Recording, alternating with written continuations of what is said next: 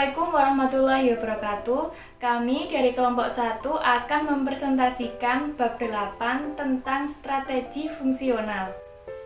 Kami dari kelompok 1 beranggotakan yang pertama saya Ufi Novi Maslaha dengan NIM 1962008. Saya Lia Rizkia dengan NIM 1962010.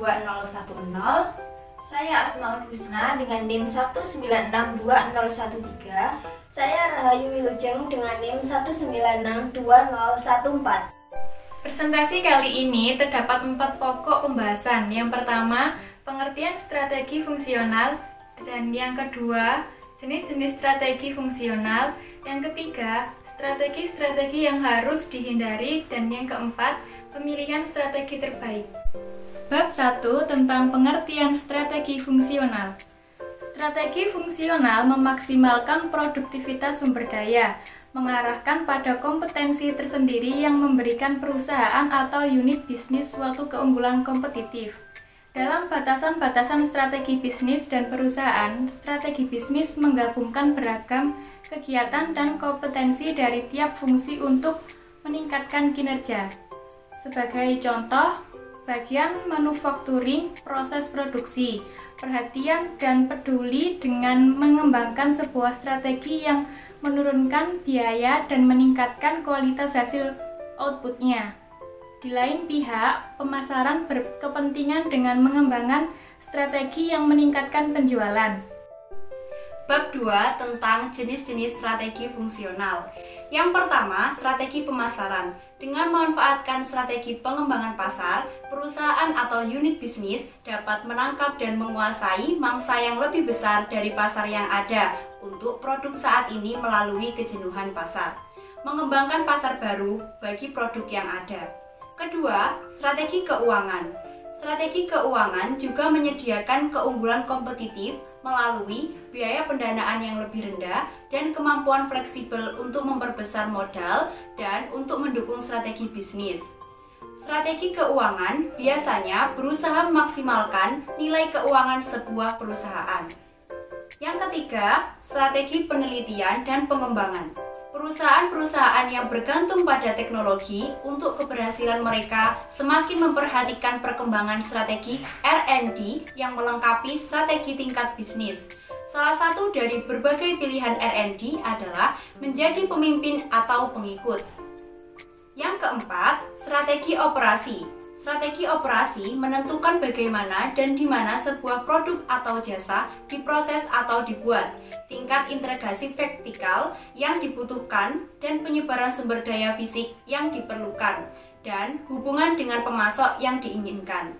Untuk memulai strategi operasional, perusahaan akan dipengaruhi oleh siklus hidup produk. 5. Strategi pembelian. Strategi pembelian berhubungan dengan bagaimana mendapatkan bahan mentah, suku cadang, dan peralatan yang dibutuhkan di dalam pelaksanaan fungsi operasi. Adapun beberapa cara pembelian yang dipilih antara lain sumber ganda, tunggal, dan sejajar. 6. Strategi logistik.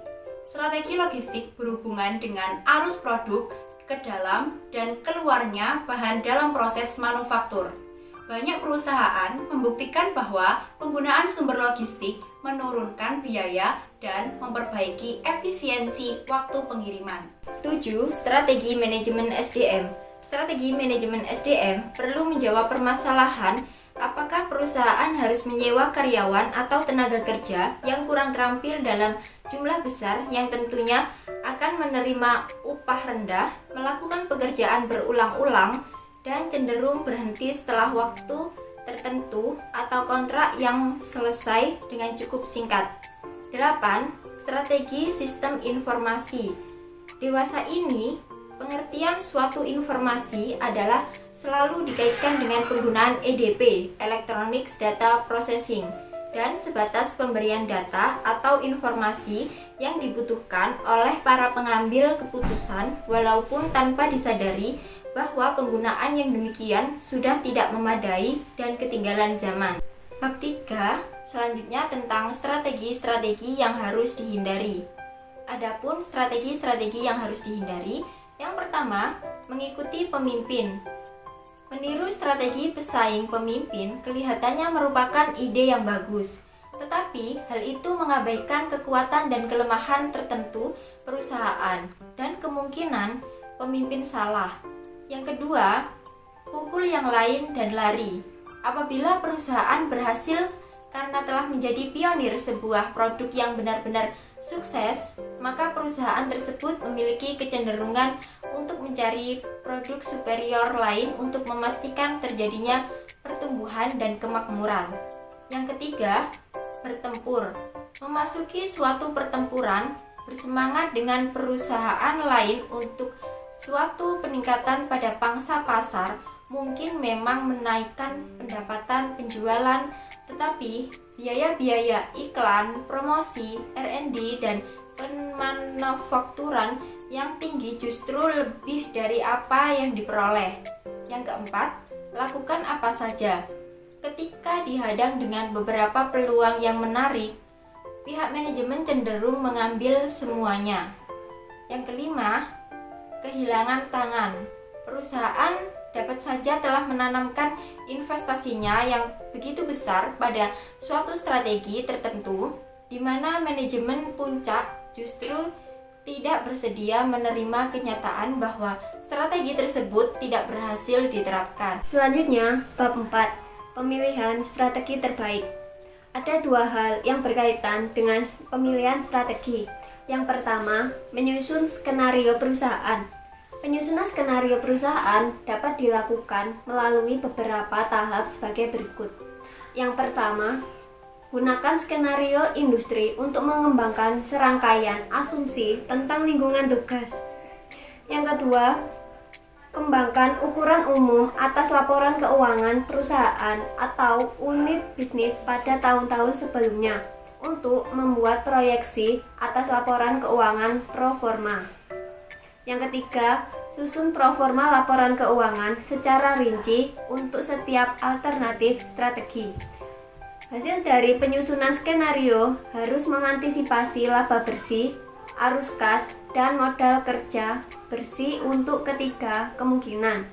Optimis O, pesimis P, sangat mungkin ML. Suatu strategi dapat dilanjutkan jika strategi tersebut dapat memberikan pengaruh positif terhadap laporan keuangan selama lebih dari 5 tahun. Yang kedua, proses penetapan pilihan strategis. Berdasarkan alternatif strategi yang dihasilkan, setiap alternatif harus dievaluasi untuk melihat kemampuannya memenuhi 4 kriteria berikut. Yang pertama, mutual exclusivity. Pelaksanaan suatu alternatif strategi terlepas dari atau tidak ada hubungan dengan pelaksanaan alternatif strategi yang lainnya. Kedua, sukses. Strategi tersebut harus layak dan memiliki peluang yang baik untuk berhasil. Ketiga, completeness strategi. Tersebut harus memperhitungkan semua faktor-faktor strategis. Yang keempat, internal konsistensi. Strategi tersebut harus masuk akal dan tidak bertentangan dengan tujuan, kebijakan, dan strategi yang saat ini sedang dijalankan. Kesimpulan dari materi yang kami sampaikan yaitu strategi fungsional atau fungsional strategi merupakan suatu pendekatan terhadap era fungsional untuk mencapai tujuan perusahaan dan unit bisnis dengan memaksimumkan produktivitas sumber daya.